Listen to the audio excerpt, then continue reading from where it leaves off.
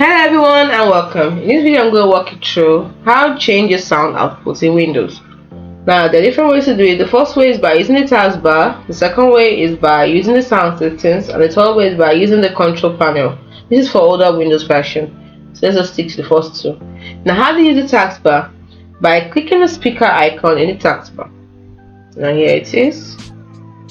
So we're going to click the arrow next to the current one. This is the speaker. This is the current one. I'm only using one, so I can't actually do that. But let me tell you how to do it. So when you click the arrow next to the current audio output, select the desired audio output from the list. Like I said, I'm only using one, so I can't actually change it.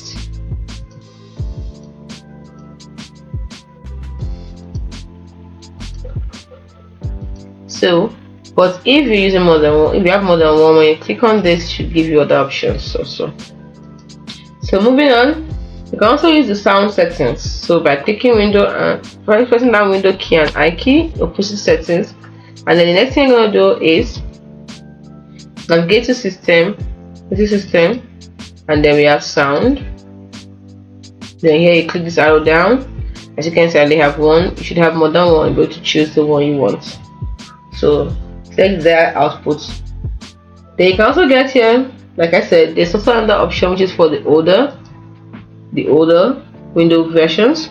You can open the control panel, then click on hardware sound, click on sound, and then you click on the desired audio output device, and then click set as default.